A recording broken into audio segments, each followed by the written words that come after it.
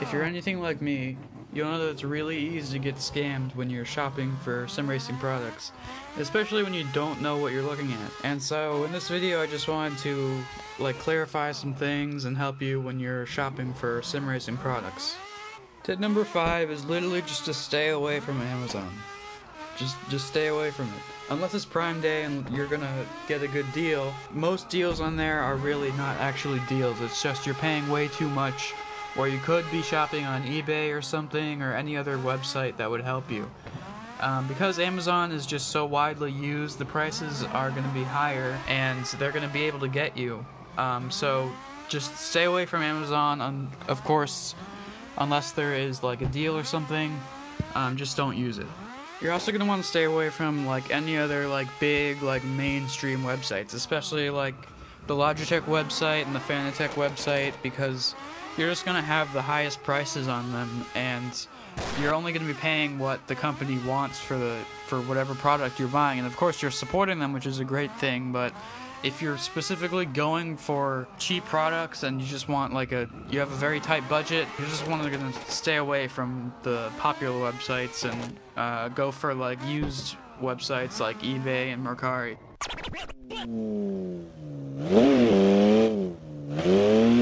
Which leads me into number 4, which is just don't be scared of eBay and buying things used. There's so many people I've met, and I'm just so surprised that people just don't want to use eBay. And I know I get it when, you hear of people getting scammed, but it's really unlikely. You should just try to get, looking on there, because you'll be surprised on how good the prices are, and you're not getting scammed. My entire sim racing setup is just bought off eBay, and I haven't been scammed once with all of the things that I bought for it. So you should just use eBay, and not only are you getting a better price, but you won't have all of the shipping costs that you would if you're getting from Fanatec, or if you're buying from any other big mainstream source. Really, this should be a number 1 tip, because I've seen so many people go straight to Amazon before anything else, and the website you choose to buy your products on is really so important, because it'll make or break your deal when you're getting products. Just look at all of these. These are all just deals that I found while I was skimming through eBay and Mercari. I didn't even do any deep diving, and you already have these wheels and things that are just under $100, which is crazy. And these aren't cheap wheels either, because they have force feedback and everything, and it's not like you're getting scammed from just buying off these websites. You should really just give it a try. The next tip I got for you guys, number 3, is that it's okay to have a Logitech wheel. There's so many people who just hate on Logitech for no reason. It's literally just because of this.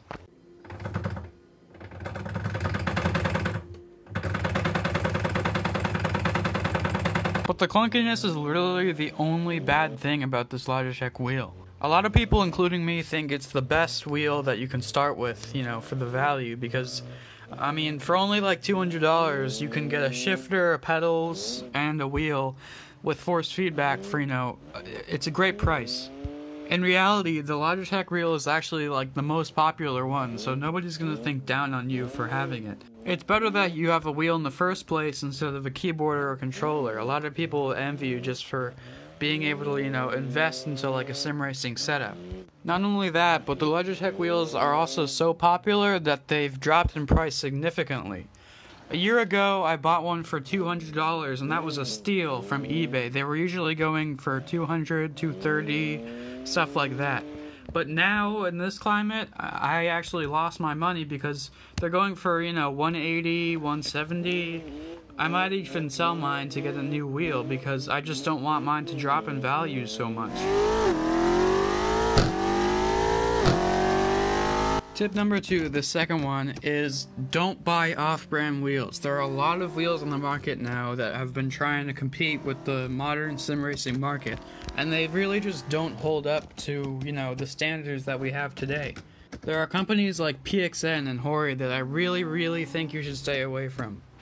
Their new V10 wheel, which is the one on the screen, does have force feedback, but listen, there's no good reviews on it. I've done my research, it's not really a good wheel. It also is just a rebranded Mad Catz wheel that already came out a long while ago.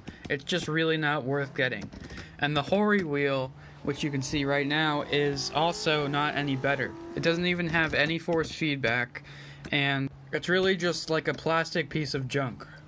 If you're gonna get a wheel, I really suggest you get something from Logitech or Fanatec or Thrustmaster, because those are, you know, some good name brands. Do your research, just look at the reviews. Don't always just look at the advertising for the wheel, because it's not going to hold up to the reality. I'm telling you that right now.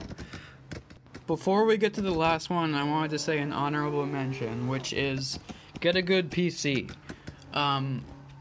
It is true that the GPU market just did skyrocket, and building a PC can be really, really intimidating. But I found it so much better to go with a PC after playing on an Xbox with a wheel for a year or two.